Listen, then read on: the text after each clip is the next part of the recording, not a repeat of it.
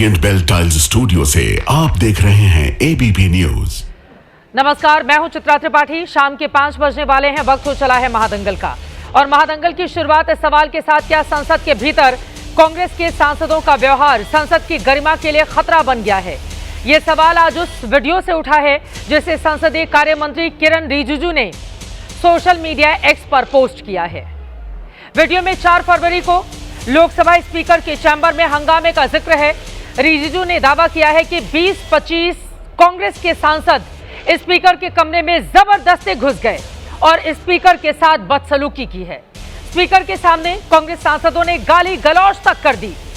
जब यह हो रहा था तो प्रियंका गांधी और कांग्रेस महासचिव केसी वेणुगोपाल वहां पर मौजूद थे, वहीं पर खड़े थे। रिजिजू का दावा है कि प्रियंका गांधी और केसी वेणुगोपाल ने इन्होंने गाली नहीं दी, लेकिन उनकी मौजूदगी में कांग्रेस के सांसदों ने गाली दी है। साथ ही कांग्रेस के सांसदों ने प्रधानमंत्री नरेंद्र मोदी को उसी समय धमकी भी दी थी और कहा कि जब पीएम सदन में बोलने आएंगे तो हम क्या करेंगे आप लोग देख लेना। रिजिजू का दावा है कि कांग्रेस सांसदों की पूरी हरकत रिकॉर्ड हुई है। आगे बढ़ने से पहले अब जरा इसकी पूरी क्रोनोलॉजी आप समझें। 4 फरवरी को प्रधानमंत्री मोदी लोकसभा में राष्ट्रपति के अभिभाषण पर धन्यवाद प्रस्ताव का जवाब देने वाले थे, लेकिन सदन में हंगामे और विपक्ष के विरोध के चलते पीएम का भाषण नहीं हो पाया था। 4 फरवरी का ही एक वीडियो सामने आया जिसमें कांग्रेस की कुछ महिला सांसद पोस्टर बैनर के साथ पीएम की कुर्सी के पास जाकर नारेबाजी करते हुए दिखाई दे रही थी। हमने ये भी देखा कैसे कई मंत्रियों सांसदों की ओर से, जो सत्ता पक्ष के थे, उनकी ओर से उस समय निवेदन किया गया था। और आज ये वीडियो जिस वक्त आप देख रहे हैं, किरण रिजिजू ने जारी किया है, जो उसी दिन और उसी घटनाक्रम के आगे का हिस्सा है, जब कांग्रेस के 20 से 25 सांसद स्पीकर ओम बिरला के चैम्बर में जाते हैं, जिसको लेकर किरण रिजिजू दावा करते हैं कि कांग्रेस के सांसदों ने स्पीकर के साथ बदसलूकी की और गाली गलौज किया गया। हालांकि प्रियंका गांधी ने कहा कि कुछ सांसद एग्रेसिव, आक्रामक जरूर थे, लेकिन किसी ने भी अपशब्द नहीं बोले। वैसे भारत के संसदीय इतिहास में यह पहली बार हुआ है कि विपक्ष के सांसद स्पीकर के कमरे में गए हों और इस तरह हंगामा और शोर शराबा वहां पर खड़ा कर दिया हो। तो क्या अपनी मांगों को रखने के लिए विपक्ष संसदीय व्यवस्था को बंधक बनाना चाहता है?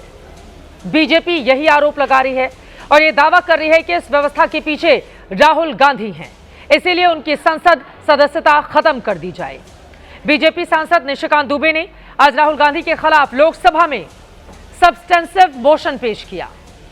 सब्सटेंसिव मोशन सदन के समक्ष स्वतंत्र रूप से रखा जाता है और जिस पर सीधी बहस और मतदान हो सकते हैं।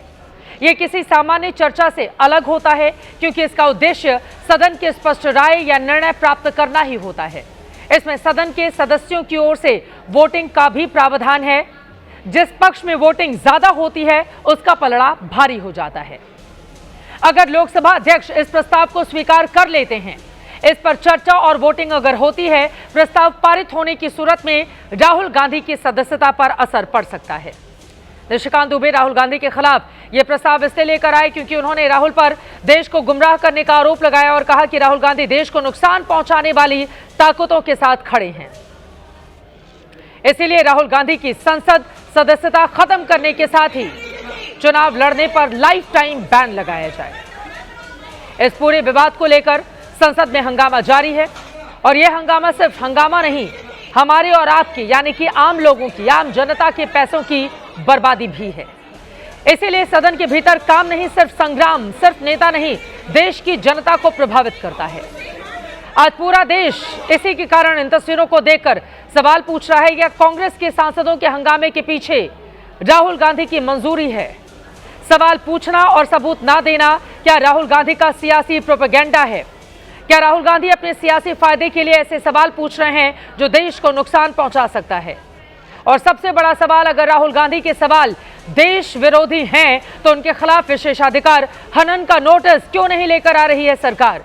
कई ऐसे सवाल हैं जिसको लेकर बड़ी चर्चा होगी, लेकिन उसके पहले इस मुद्दे पर कैसे हंगामा बरपा हुआ है, बयानों को सुनिए।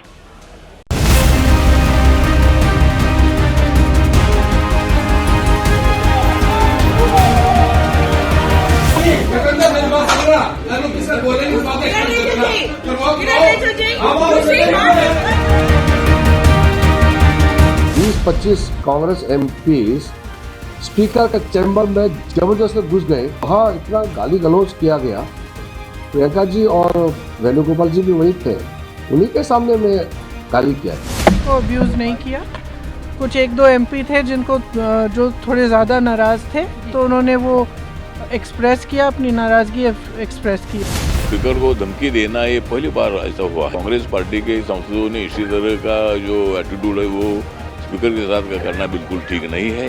अपनी बात ही तो कह रहे हैं स्पीकर महोदय से, स्पीकर महोदय को अपना आक्रोश ही तो दिखा रहे हैं। अब आक्रोशित होने के ऊपर भी पाबंदी हो जाएगी। ध्यान भटकाना चाहते हैं। अरे जो राहुल जी ने मुद्दे उठाए उसके ऊपर क्यों नहीं बात कर रहे हो?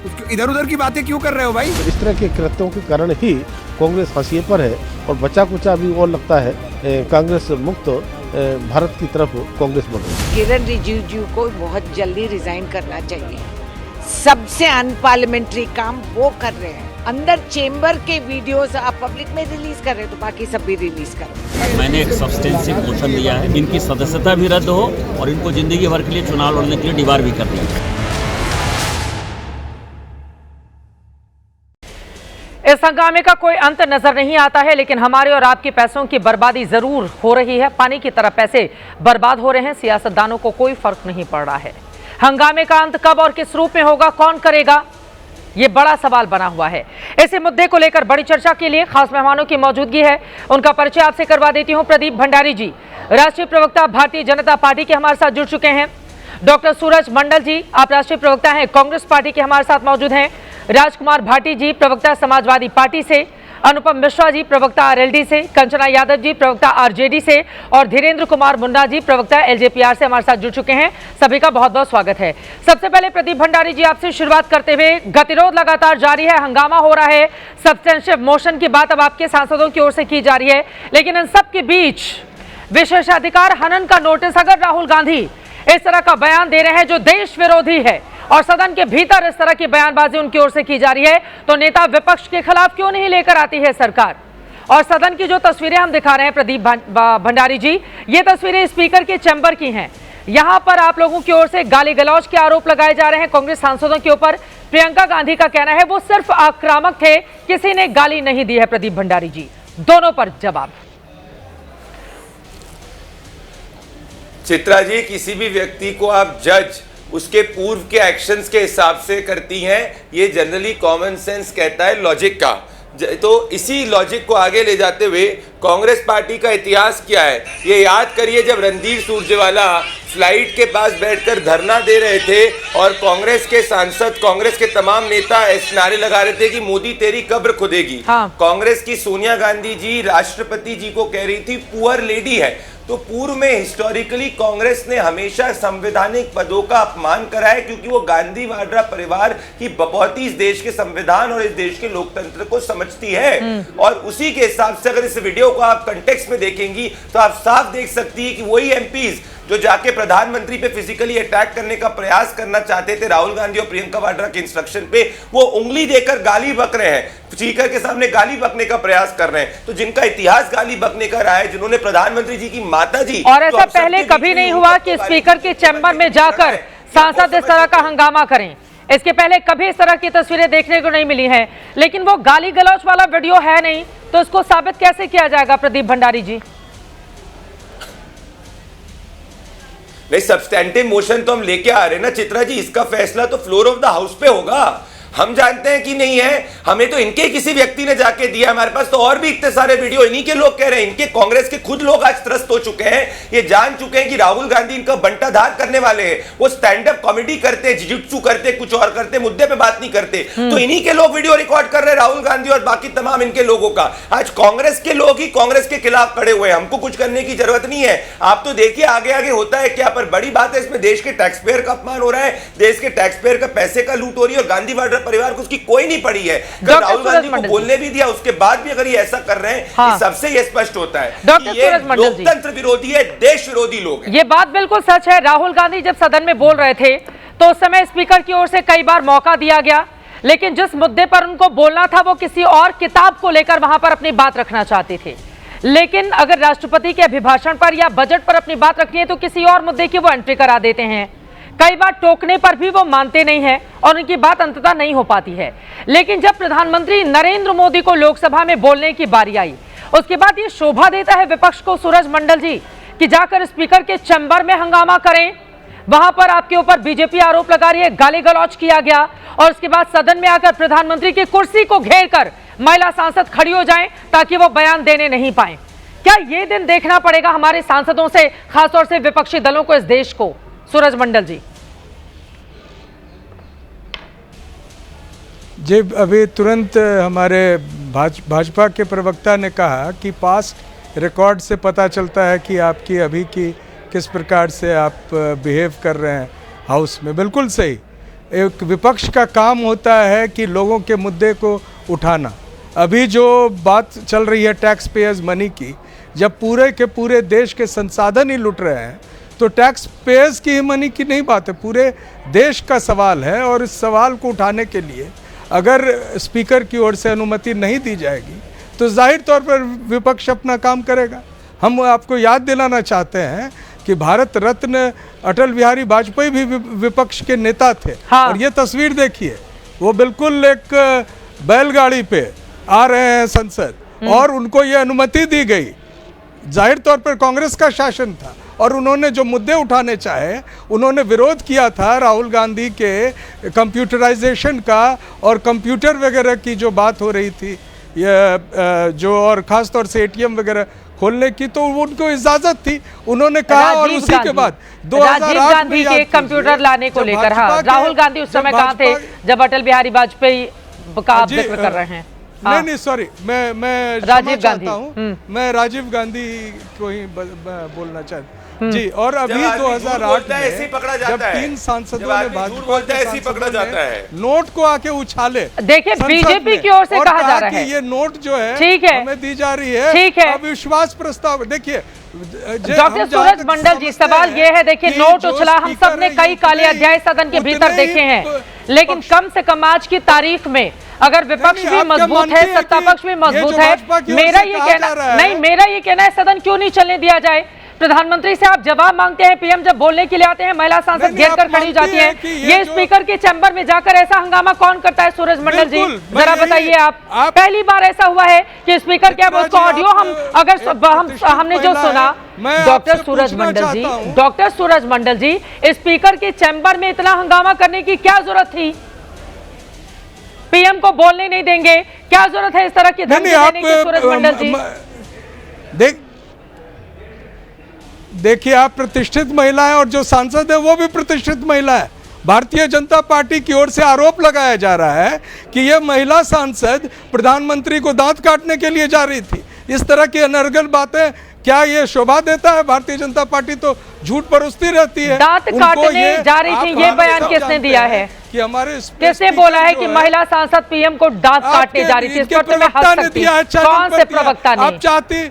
आप चाहते हैं कि उसको प्ले करें? नाम बताइए, प्ले कर दूंगी। आज तक पर भी प्ले हुआ है, कौन आपको भेज दूंगा। अरे सांसद का नाम बता दीजिए, प्ले बाद में कर लेंगे। अब मैं भेज दूंगा ना। नाम क्या है सांसद का?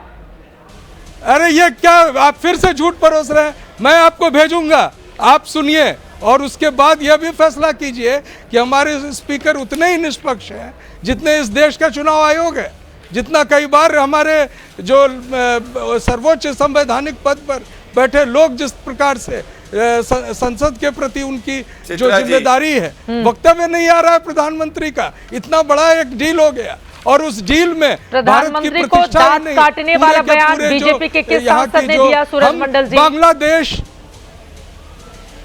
मैं आपको सारा ब्यौरा दूंगा, भेज दूंगा। नाम क्या है? अभी आप ये देखें कि मुद्दे की नाम क्या है? राहुल गांधी से सुनना चाह रहे हैं आप लोग। तो इतने मतलब पढ़े लिखे व्यक्ति हैं, चीज मैं आप आकर अभी बिना नाम के आप किसी के ऊपर आरोप लगा रहे हैं।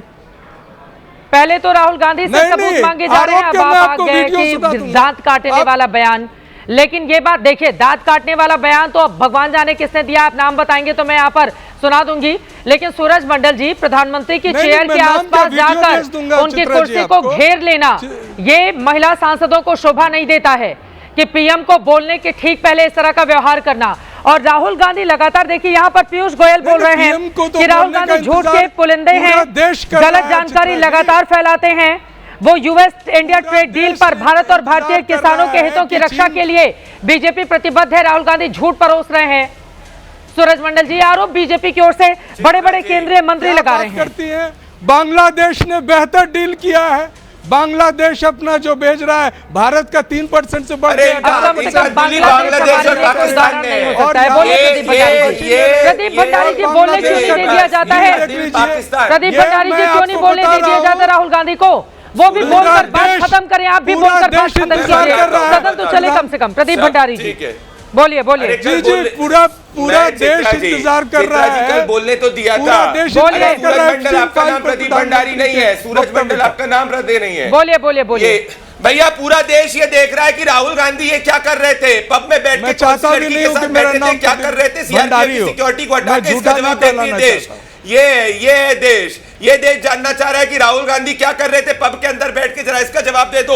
या ये देश ये भी जानना चाहता है कि जवाहरलाल नेहरू क्या कर रहे थे उस वक्त? ये देश जानना चाहता है फाइल से, उस वक्त मत जाओ, झूठ मत बरसो। नरेंद्र मोदी का क्या संबंध है? राहुल गांधी जानना चाहता है कि राहुल गांधी ने बोला चुप है प्रधानमंत्री, मांग रहे। यह देश जानना चाहता है कि चीन के साथ कांग्रेस के नेता क्या करते हैं, किस तरह से जानना चाहता है राहुल गांधी किसके साथ में बैठे, ये कौन सी लड़की है जिसके साथ राहुल गांधी बैठे, ये कौन सी लड़की जिसके साथ पब में बैठे, ये कौन सी अनडिस्क्लोज्ड फॉरेन लोकेशन पे जाते हैं। ये देश ये भी जानना चाहता है कि जवाहरलाल नेहरू ने एडवीना माउंटबेटन के नाम पे देश को क्यों दिया था, रात को 2 बजे एडवीना माउंटबेटन को खत क्यों लिखते थे जवाहरलाल नेहरू। ये पूरा दुनिया जानता है कि कांग्रेस पार्टी की क्या क्या चल रहा था, क्या क्या नहीं चल रहा था। देश को बेच दिया था पाकिस्तान के सामने, शर्म शेख में जाके चीना के सामने क्या किया था देखा था। अरे चीन के एजेंट तो आप लोग और पाकिस्तान के एजेंट तो आप लोग, तभी जाके 26/11 आतंकवादी हमले के बाद बर्बाद नहीं करना चाहता हूं। देश जानता है कि राहुल गांधी एक देशद्रोही व्यक्ति है जो देश अभी है वर्तमान में है और ट्रंप क्या कर रहे थे करके बोलेंगे, सभा में आएगी फिर बात। ठीक है, इस तरह से नहीं। प्रदीप भंडारी, अब ये तस्वीर दिखा कि राहुल गांधी किसी लड़की के साथ है, इससे देश को क्या लेना देना, वो किस लड़की के साथ है, किसे, इससे देश का क्या हित या अहित हो जाएगा? प्रदीप भंडारी जी मैं बताता हूं क्योंकि क्या राहुल गांधी विदेश में बैठकर जॉर्ज सोरोस के एजेंटों के साथ बैठे हैं? ये हम सवाल पूछ रहे। राहुल गांधी एलओपी है, प्राइवेट सिटीजन नहीं है। देश को जानना है कि वो भारतीय स्टेट के खिलाफ क्यों कर रहे हैं। प्रदीप भंडारी जी, कोई भी नेता या कोई भी व्यक्ति किस लड़की के साथ कहां जा रहा है, किससे मुलाकात कर रहा है, इससे देश का कोई नुकसान और फायदा नहीं है। और मुझे लगता है कि इन मुद्दों से हमें दूर रहना चाहिए, इन मुद्दों से दूर रहना चाहिए। लेकिन सूरज मंडल जी, ठीक है, देश का बिल्कुल कोई लेना देना नहीं है। अब फोटो आ गई तो हम फोटो दिखाने लगे नेता विपक्ष का। राहुल गांधी को बोलने दिया तो राहुल गांधी जाके अपने एमपीज को कहते हैं कि प्रधानमंत्री की स्पीच को मत होने दो। ठीक है, है, आदमी गुंडे के जैसे बिहेव कर ले पार्लियामेंट के अंदर, उसके साथ राजकुमार भाटी जी, ये सच्चाई है। राजकुमार भाटी गुंडा कौन है? ये राजकुमार भाटी इन सब के बीच समाजवादी पार्टी का स्टैंड क्या है? राजकुमार भाटी जी, सदन कैसे चलेगा, देश ये जानना चाहता है राजकुमार भाटी जी। अब दोनों ही तरफ से अगर गतिरोध कायम रहेगा, आप लोग तो जनता के पैसे को पानी की तरह बहा रहे हैं। सत्ता पक्ष विपक्ष दोनों मिलकर ढंग का काम कीजिए, देश के लिए नियम बनाइए, देश आगे बढ़े, उसके लिए जाकर सांसद वहां पर विचार विमर्श करें। ये बैठे हुए ऐसे पर किताब लेकर आ जाएगा, उधर से हंगामा किया जाएगा, फोटो दिखा दी जाएगी, ऐसे पर गतिरोध कायम रहे। भाटी साहब,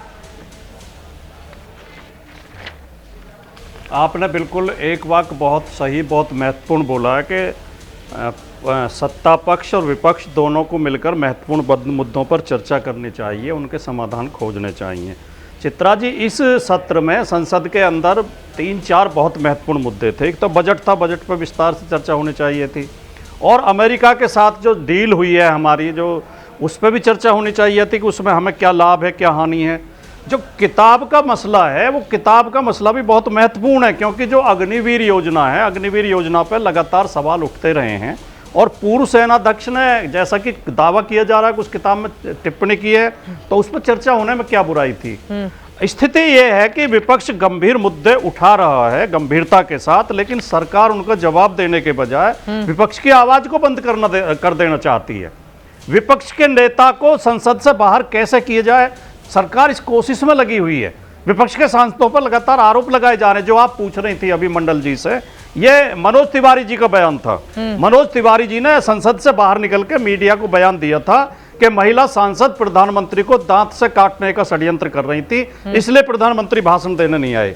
मेरे लिए तो बहुत आश्चर्य की बात है कि जो पूरे बीजेपी और पूरा एनडीए भाटी जी का साफ झूठ है, भाटी जी का यार बीच में भाटी जी साफ झूठ है ये। चित्रा जी ने चुप करिए। एक बार भाटी जी का बयान, राजकुमार भाटी जी की बात हो जाए। राजकुमार भाटी जी, भंडारी जी, अब आप कह रहे हैं, सुनिए राजकुमार भाटी जी, लेकिन ये बात तो सच है ना, जब स्पीकर चिल्ला सकते हैं, नहीं चिल्लाएंगे नहीं, जब स्पीकर खुद बोले कि मैंने प्रधानमंत्री को मना किया क्योंकि वहां पर कुछ ऐसा हो सकता था जो लोकतंत्र की गरिमा को तार तार करता, और महिला सांसदों को क्या जरूरत है प्राइम मिनिस्टर की कुर्सी जाकर घेरने की, राहुल गांधी की कुर्सी घेरने तो कोई गया नहीं था।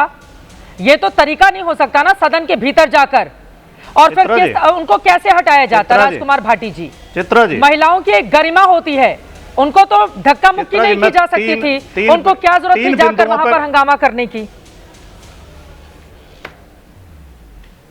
मैं केवल 3 बिंदुओं पर 50-60 सेकंड और लेना चाहूँगा आपके। पहली बात तो ये कि जिस व्यक्ति को के बारे में हमारे कान पक गए सुनते सुनते 11 साल से कि उन देश सुरक्षित हाथों में, देश सुरक्षित हाथों में, उस व्यक्ति को संसद के अंदर असुरक्षा की भावना हो रही है। देश के प्रधानमंत्री देश की संसद में असुरक्षित हैं, इससे बड़ा मजाक कुछ हो सकता है? जो देश की सबसे सुरक्षित जगह है, वहां देश का सबसे बड़ा जो राजनीतिक पद धारण किए हुए व्यक्ति है वो असुरक्षित है। इससे बुरे दिन हमारे क्या आएंगे?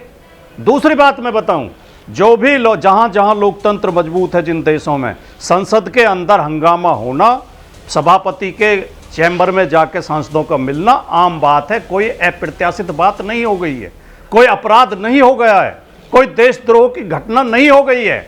कोर्ट में भी जब वकील जज के सामने बहस करते हैं और उन्हें कुछ असंतोष होता है तो चैम्बर में जाकर जज से मिल लेते हैं कि सर मेरी ये बात नहीं सुनी गई या मैं ये तथ्य और रखना चाहता था।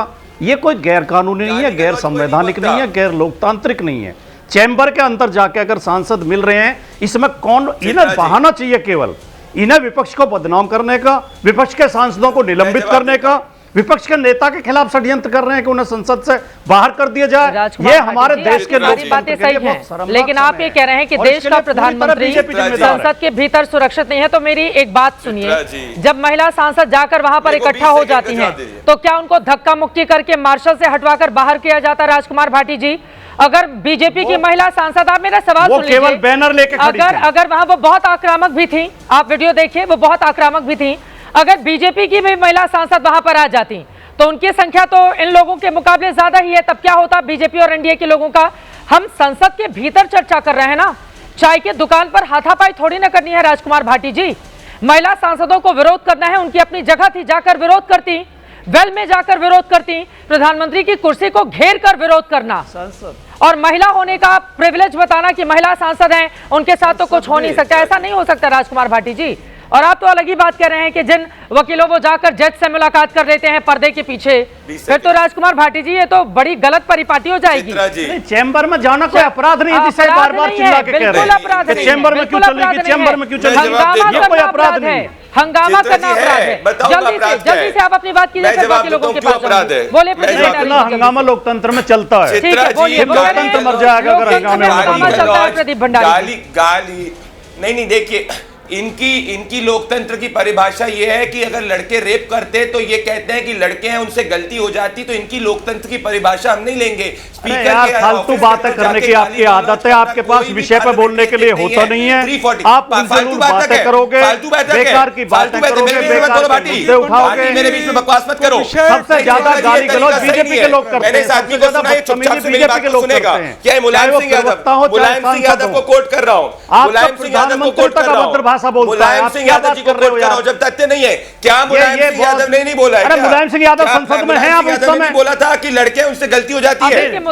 अगर मैं गोडसे को कोट करने लगूं, नहीं बोला था कि मैं गोडसे को कोट करने लगूं, मैं सावरकर को कोट करने लगूं, पूरी दुनिया को कोट करो भाटी, तुम आप गोडसे जैसे गुंडों को पूजते हैं नहीं, आप हत्यारों को, आप हत्यारों की पूजा करते हैं नहीं, आप बलात्कारियों को माला पहनाते हैं नहीं, जब बलात्कारी रिहा होते हैं। भैया आप बलात्कार के मुकदमे वापस लेते हैं, सबके मुद्दे पर लौट आते हैं, इधर उधर नहीं भागेंगे। पूजा करते हैं नहीं आप? वैसे प्रिविलेज मोशन पर राहुल गांधी से जब सवाल पूछा गया तो उनकी ओर से मीडिया को कहा गया कि आपको कीवर्ड्स मिलते हैं क्या।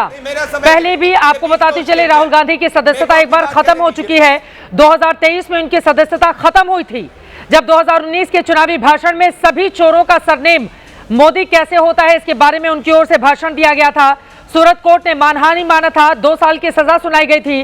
जन प्रतिनिधित्व अधिनियम 1951 की धारा 8(3) के तहत उनकी सदस्यता समाप्त हुई और 2 साल या उससे ज्यादा की सजा की भी बात कही गई थी। हालांकि 4 अगस्त 2023 को उनकी सजा पर अंतरिम रोक लगा दी गई थी, जिसके बाद लोकसभा सचिवालय ने 7 अगस्त 2023 को उनकी सदस्यता बहाल कर लिया था। और एक बार फिर से आपको बताते चले कि अभी राहुल गांधी के लिए क्या स्थिति आगे की मुश्किल हो सकती है, यह बड़ा सवाल बना हुआ है। अब जल्दी से आपके पास आते हुए अनुपम मिश्रा जी, लेकिन विपक्षी दलों को बोलने का मौका तो दीजिए। अनुपम जी, बोलने का मौका नहीं मिलेगा, वो अपनी बात कैसे रखेंगे?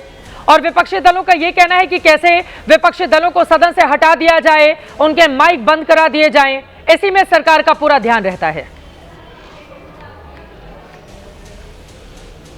नहीं चित्रा जी, ऐसा नहीं है। ये जो इस समय जो लोकसभा के अंदर स्थिति पैदा कर दी गई है वो जिम्मेदारी बनाम अराजकता की स्थिति है। संसद को सड़क बनाने की कोशिश की जा रही है। संसद के अंदर जनहित के मुद्दों पर चर्चा होती, विमर्श होता है, नई नीतियों का निर्माण होता है। कितना कीमती समय होता है जिसको इस तरीके की हंगामे की भेंट चढ़ा दिया गया। संसद की कार्यवाही में यदि आप देखें तो प्रतिदिन 9 करोड़ रुपए का खर्च आता है। ये किसकी कमाई है? ये जनता के टैक्स की कमाई है जिसको आप उड़ा रहे हैं। संसद की कार्यवाही चलनी चाहिए, वहाँ पर आगे नियमों पे चर्चा होती, बजट पे चर्चा होती, भारत के भविष्य पे चर्चा होती, लेकिन आप वहाँ पर हंगामा कर रहे हैं। एक संस्थागत पद है लोकसभा के अध्यक्ष का, आप उसके चैम्बर में घुसते हैं, जिसे ये गाली गलौज कहा जा रहा है, उसको वो प्रियंका गांधी खुद एडमिट कर रही कि उनके सांसद एग्रेसिव थे। हाँ। आप माने या ना माने, लेकिन ये भारतवर्ष में पहली बार हुआ। इससे पहले भी बहुत गंभीर विषय रहे हैं जिन पर अलग अलग विपक्ष के दलों के द्वारा विरोध जताया गया, लेकिन विरोध का मतलब एक मर्यादा है, मर्यादाहीनता नहीं हो सकती है। राहुल गांधी जी सड़क का जो हंगामा है वो संसद के भीतर ले जाने की परिपाटी स्थापित कर रहे हैं और यही कारण है कि उनकी पहले भी सदस्यता गई है और इस बार भी प्रश्न चिन्ह लग रहा है उनकी सदस्यता पर। राहुल गांधी जी को अपनी उम्र, परिपक्वता और देखना चाहिए कि किस विरासत से वो राजनीतिक आते हैं, वो क्या नज़ीर देंगे। पूरे देश की जनता देखती है लोकसभा की कार्यवाही को, राजनेताओं के बारे में उनकी क्या राय बनेगी, भारत के भविष्य में जो युवा राजनीति में आना चाहते हैं उनकी क्या राय बनेगी। फ्लोर मैनेजमेंट भी तो होता है अनुपम मिश्रा जी, विपक्षी दलों से बात कीजिए, सदन कैसे सुचारू रूप से चलेगा इसकी बात कहिए। ये तो सत्ता पक्ष की भी जिम्मेदारी है ना, सारी ताकत तो आपके हाथ में है, तो सत्ता पक्ष की जिम्मेदारी है कि सदन सुचारू रूप से चले। अनुपम मिश्रा जी, विपक्ष का काम है हंगामा खड़ा करना शुरू से लेकर आज तक, देख लीजिए, लेकिन सत्ता पक्ष की जिम्मेदारी है ना कि सदन सुचारू गति से चले। हमने लगातार प्रयास किया चित्रा जी, हर बार बात करने की कोशिश की पहले, लेकिन सदन के अंदर आते ही वो अपने पुराने रूप में आ जाते हैं। वो नहीं चाहते हैं कि हिंदुस्तान के हित में कोई निर्णय हो, कोई ऐसे नियम और कानून पर चर्चा हो। पूरे विश्व में भारत की छवि धूमिल करने का प्रयास कांग्रेस पार्टी और विपक्षी दलों के द्वारा किया जा रहा है। भारत के अंदर लोकसभा की कार्यवाही को सिर्फ भारत में नहीं देखा जाता, विश्व के अन्य देशों में भी देखा जाता है। क्या भारत की छवि को ये क्रिएट कर रहे हैं और वही यही कारण है कि जब यहाँ से विदेश जाते हैं तो उसी छवि को दिखाना चाहते हैं। आज देश तरक्की की राह पर है, शांति से चल रहा है, सशक्त हाथों में है, विकास चारों तरफ हो रहा है, संपूर्ण विकास की बात हो रही है। उस समय में आप देश के अंदर इतने बहुमूल्य समय का इतनी बुरी तरीके से आप कंचना यादव जी, विपक्ष पचा नहीं पा रहे क्या? जब नरेंद्र मोदी कहते हैं कि हम दुनिया की तीसरी बड़ी अर्थव्यवस्था बनने जा रहे हैं, जब नरेंद्र मोदी की सरकार 1-1.5 सालों में 8-8, 9-9 डील कर लेती है, EU जैसी डील जो 18 सालों से लटकी हुई थी उस पर कामयाबी मिलती है, ट्रंप के 50% टैरिफ को 18% कर दिया जाता है, तो ये विपक्ष पचा नहीं पा रहा है क्या कि देश आगे कैसे बढ़ रहा है? भारतीय जनता पार्टी यही कहते हुए कटाक्ष करती है आप लोगों पर। कंचना यादव जी, भारतीय जनता पार्टी यह कहते हुए कटाक्ष करती है तो अपोजिशन भारत की नहीं, अपोजिशन जो है वो बांग्लादेश की है क्या? अपोजिशन पाकिस्तान की है क्या? और 3% टैरिफ था, अरे वहां से आप तो बढ़ाकर 18% ले गए। ट्रेड डील दबाव, अभी कोई आपके हाथ में कोई कागज है जिसमें ट्रेड डील का डिटेल हो?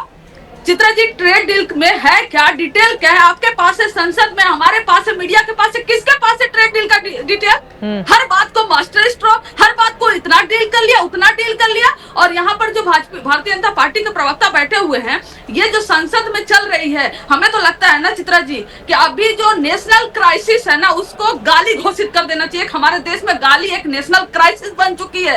हर बात पे मैं 2-3 किलो हर रोज गाली खाता हूँ, स्पीकर को गाली दिया गया, उनको गाली दिया गया। अरे भाई ये बताइए ना कि ट्रेड डील में आपने लाया क्या है, आपने समझौता क्या किया है? किसी को कुछ नहीं मालूम। एप्स्टीन फाइल में नाम आ रहा है, उस पर नहीं बात करना है। बात किस पर करना है? अगर इस पे बात नहीं करिएगा, अपोजिशन जो है वो देश विरोधी है। अरे आप क्या, हरदीप पुरी ने एक्सेप्ट किया कि वो एप्स्टीन से मिले थे, उनको क्या जरूरत थी? क्या अमेरिका में और कोई नहीं था जिससे वो बात कर सकते थे, जिससे वो मिल सकते थे? इस पर कोई जवाब है इनके पास? हर बात को गाली पर लेकर आएंगे, कभी माँ की गाली। अभी आपको चित्रा जी मालूम है, यूजीसी आया था, मोदी जी को, प्रधानमंत्री नरेंद्र मोदी जी को ऐसी भद्दी भद्दी गालियां दी गई, उनकी माँ बहन सबकी गालियां दी गई। और जो हिंदू हृदय सम्राट से वो सीधे तेली बन गए। तो पूछिए ना इनसे कि किसी एक पे कार्रवाई हुई कि नहीं हुई जो प्रधानमंत्री जी को गाली दिए? और चित्रा जी, हर रोज आपको गालियां मिलती हैं, आपने कितनों पे कार्रवाई की? तो गालियों को नेशनल क्राइसिस घोषित कर देना चाहिए, क्योंकि किसी को मुद्दे से नहीं पड़ी है, किसी को मुद्दे से लेना देना ही नहीं पड़ा हुआ है बीजेपी का। ना प्रवक्ता बोलेगा, ना सांसद बोलेंगे, ना प्रधानमंत्री नरेंद्र मोदी जी बोलेंगे। और इनको डर लगेगा कि सांसद महिलाएं, बताइए आपको मोदी जी जब इंटरव्यू देते हैं उनको डर लगता है क्या? आप सवाल पूछते अरे मैं आक्रामक होकर थोड़ी ना चली जाती हूँ। बिल्कुल कंचना यादव जी, जब मैं इंटरव्यू करती हूँ तो इतना आक्रामक होकर नहीं चली जाती हूँ। तू तड़ाक की भाषा इस्तेमाल नहीं किया जाता है। वो देश के प्रधानमंत्री हैं, देश के प्रधानमंत्री के साथ देश के प्रधानमंत्री जैसा ही व्यवहार होना चाहिए। उनकी कुर्सी पर जाकर कब्जे करने की कोशिश नहीं होनी चाहिए, किसी की कुर्सी पर कब्जा नहीं होना चाहिए। उस योग्य बनाइए, उस योग्य बनाइए, उस कुर्सी का पूरा सम्मान होना चाहिए। अरे कंचना यादव जी, दुनिया भर में बदनाम कर दिया है। बिहार में देख लीजिए रिजल्ट, कितना आप लोगों ने मुद्दा उछाला था, क्या हुआ? देश की जनता आप लोग को सुन नहीं रही है ना कंचना यादव जी। आप लोग चिल्ला चिल्ला के बोलते रहिए, चिल्ला चिल्ला के बोलते रहिए, देश सुन ही नहीं रहा है आपका, सुन तो रहा है नरेंद्र मोदी का। क्या करेंगे कंचना यादव जी? हाँ, बाकी किसी के पास मुद्दा नहीं है। अरे भाई, तो जो रिजल्ट आते हैं उसमें नरेंद्र मोदी और उनके सरकार की जीत होती है।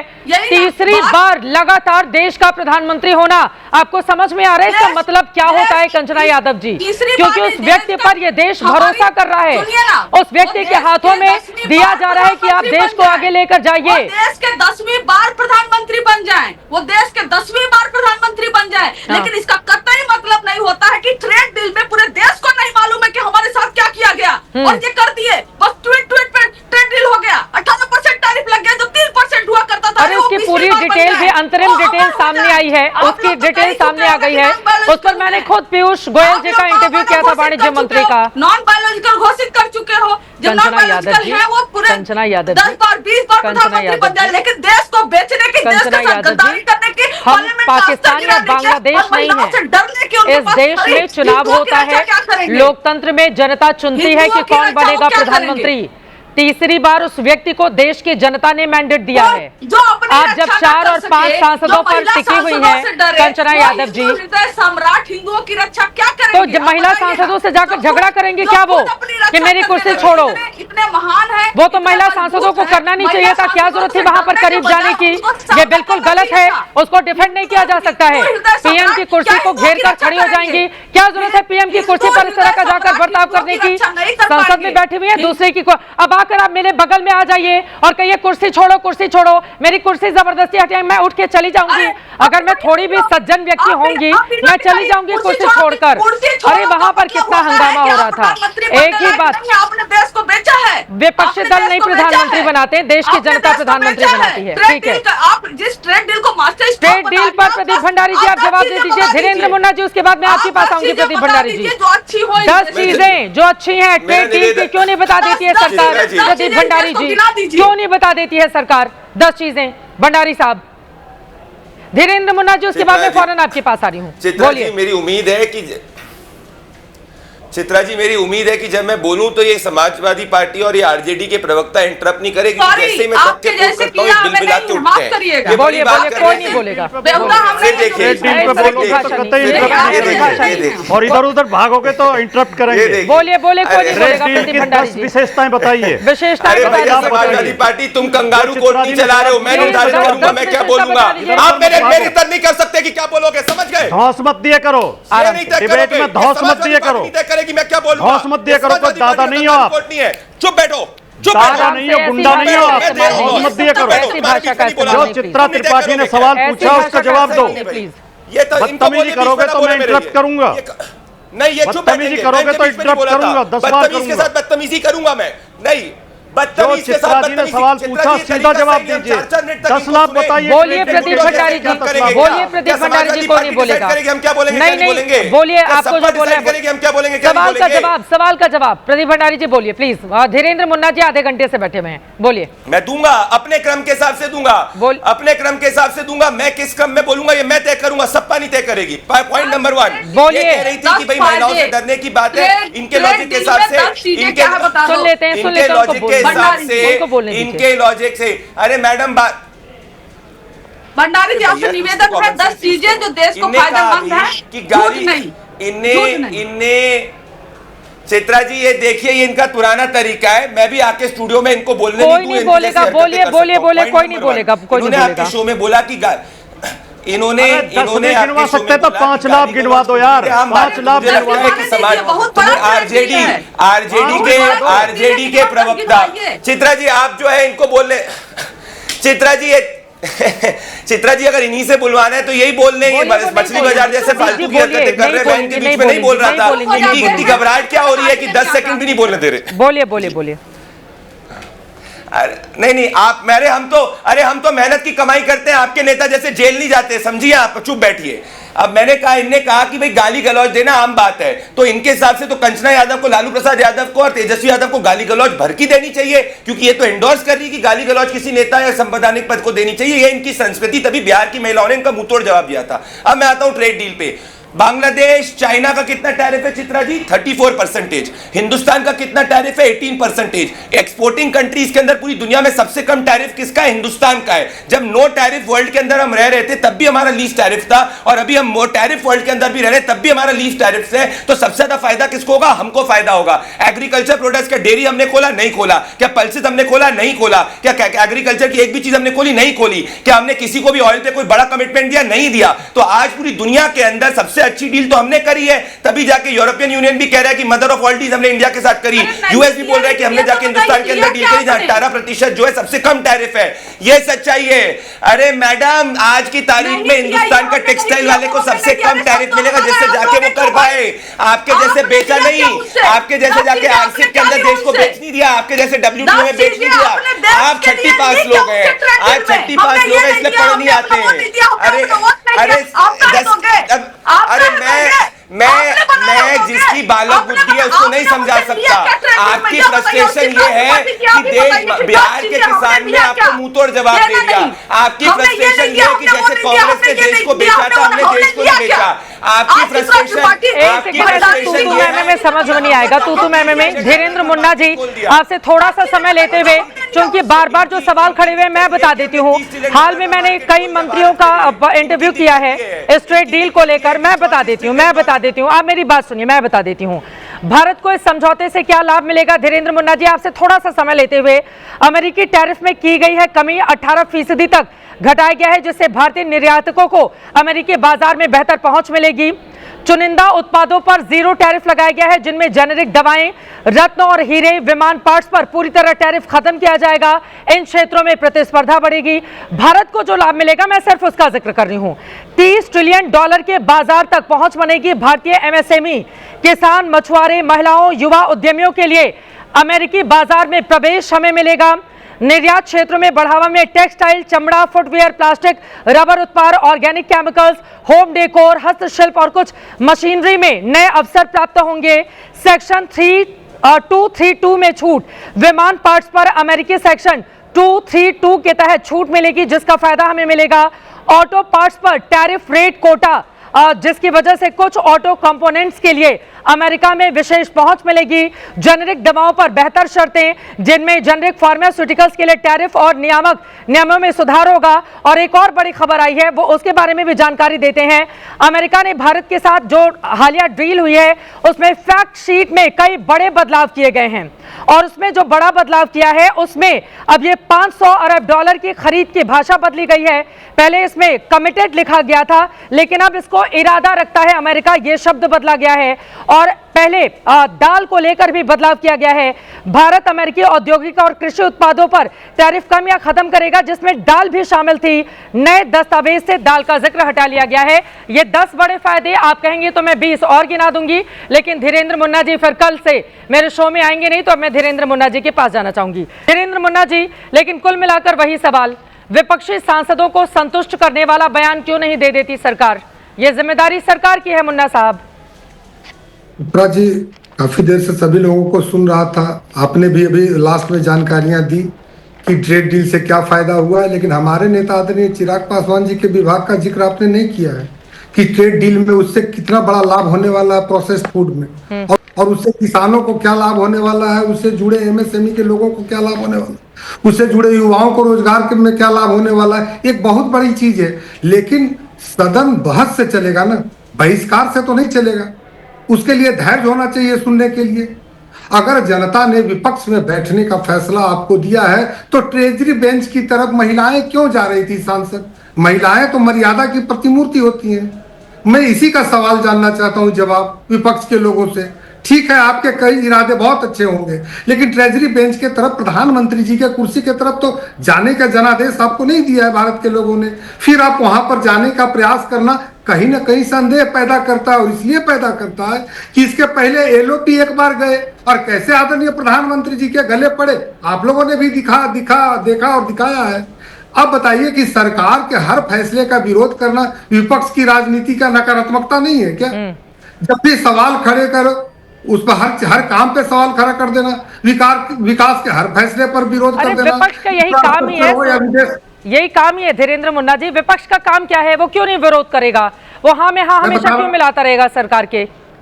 मैं क्या कह रहा हूँ, मैंने पहले जो बोला ना कि इस पर बहस होनी चाहिए ना, सकारात्मक बहस करिए। हाँ। और मैं कह रहा हूँ ना कि चाहे विदेश नीति हो, इंफ्रास्ट्रक्चर हो, रक्षा सौदे हो, मैं तो भाटी जी की काफी इज्जत करता हूँ और नेताजी की भी पर्सनली मैं इज्जत करता हूं कि सदन में एक बार रक्षा से संबंधित सवाल आए थे तो उन्होंने कहा था कि मैं रक्षा मंत्री इस देश का रहा हूं, कुछ ऐसी गोपनीय चीजें हैं जिसको मैं सदन में नहीं रख सकता। बिल्कुल, बिल्कुल। दोहरा चरित्र लेकर के अगर विपक्ष राजनीति करेगा और जब पर्सनल होने लगे तो समझिए सार्वजनिक जीवन में उन नेताओं की स्वीकार्यता समाप्त हो गई है, इसीलिए वो व्यक्तिगत हमले पर आ जाते हैं। व्यक्तिगत हमले करके देश को क्या मिलना है? ये सदन को आप रोके हुए हैं, सरकारी काम में बाधा नहीं है क्या? एक आम भारतीय अगर सरकारी काम में बाधा डाले तो उस पर नॉन अवेलेबल वारंट होता है, लेकिन अगर कोई सांसद और एलओपी अगर सरकारी काम में बाधा डाल रहे हैं तो उस पर ये दोहरा कानून क्यों, उस पर क्यों नहीं होना चाहिए केस? उनको नॉन अवेलेबल केस उन पर क्यों नहीं होना चाहिए? मेरा ये कहना है कि अगर सदन चलाने की जिम्मेदारी सरकार की है तो विपक्ष की भी उतनी ही है, तभी संवैधानिक पद एलओपी की बनी है। ये कहना कि सरकार चलाने की जिम्मेवारी आपकी है, भैया आपको भी वोट दिया है देश के लोगों ने, आपकी भी उतनी ही जिम्मेदारी है। मैं अपनी जिम्मेदारियों से नहीं भागता हूं, आप भी अपनी जिम्मेदारी से नहीं भागे, लेकिन अगर वोट नहीं बिहार में लोगों ने दिया, बंगाल में वोट आपको नहीं देंगे, महाराष्ट्र में वोट नहीं दिया, हरियाणा में वोट नहीं दिया, 22 राज्यों में आपको वोट नहीं मिले, चुनाव आयोग से पूछ लिए क्या? शांति से रहिए। मैंने खबर कर दिया कि आपको नहीं देंगे। आधे घंटे आपको सुना है, प्लीज मेरी बात ये आप कहाँ कह रहे हैं कि नहीं देंगे? आप सुनिए तो सही। आप लोग देखिए, जहाँ तक विपक्ष का ये पूछ रहा है, मैं एक जानकारी में देना चाहता हूँ कि सत्ता पक्ष ने रोका है सदन के यशवंत वर्मा के की बात नहीं है सदन में, तो सत्ता पक्ष ने रोका। फेक मुस्लिम आरक्षण को लेकर फेक इशू उठाया गया, तो इसलिए ये जो कहते हैं कि विपक्ष ये सत्ता पक्ष पहली बार सदन की कार्रवाई रोक रहे हैं क्योंकि उन्हें यशवंत वर्मा का केस नहीं डिस्कस करना है, सुनिए, क्योंकि वो एक फेक संसद नहीं देने कि कर्नाटक नहीं चलने देना, चर्चा से भागना, आरक्षण मिल रहा है, एप्स्टीन फाइल पर नहीं कहना चाहते हैं। रोज रोज ट्रम्प कह रहे हैं कि मैं अगर मुंह खोलूंगा तो भारत के प्रधानमंत्री के राजनीतिक कैरियर समाप्त हो, उस पर कोई जवाब नहीं आ रहा है, ना आप बोलना चाह रहे हैं तो तीन या चार राज्यों में।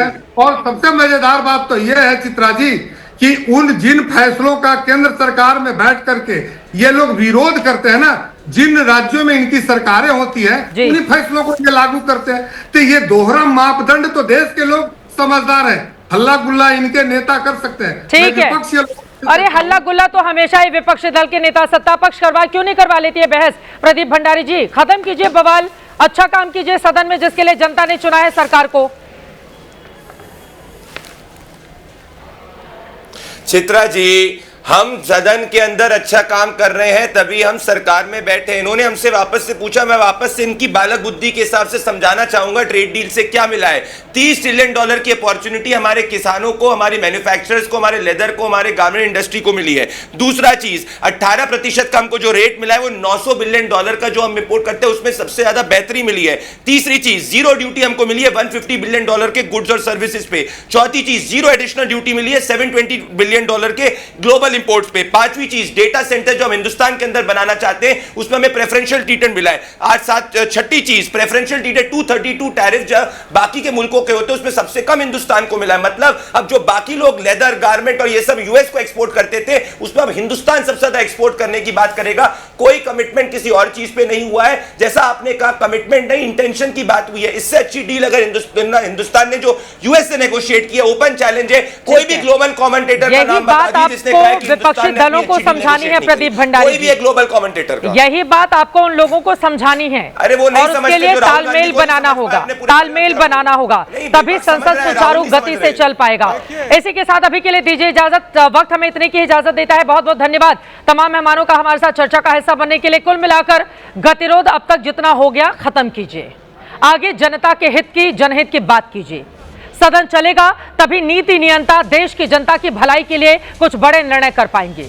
सभी से गुजारिश है कि कम से कम बार बार हंगामे की भेंट चढ़ता हुआ सदन कम से कम इस देश के लिए कतई अच्छा नहीं हो सकता है। उम्मीद है सरकार और विपक्ष दोनों ही इस बात का ख्याल रखेंगे। अब कल से लगातार सदन के आगे की कार्रवाई पर हमारी नजर बनी रहेगी। फिलहाल के लिए अभी के लिए दीजिए इजाजत। इस वक्त की बड़ी खबर, बांग्लादेश चुनाव के नतीजों पर भारत की नजर बनी हुई है। विदेश मंत्रालय ने कहा है हमें नतीजों का इंतजार करना चाहिए। चुनाव के नतीजों के बाद वहां के मुद्दों को देखेंगे। बांग्लादेश के हालात पर हमारी राय पूरी तरह से साफ है, लेकिन बांग्लादेश के चुनावी नतीजे क्या रहते हैं इस पर हमारी निगाह टिकी हुई है।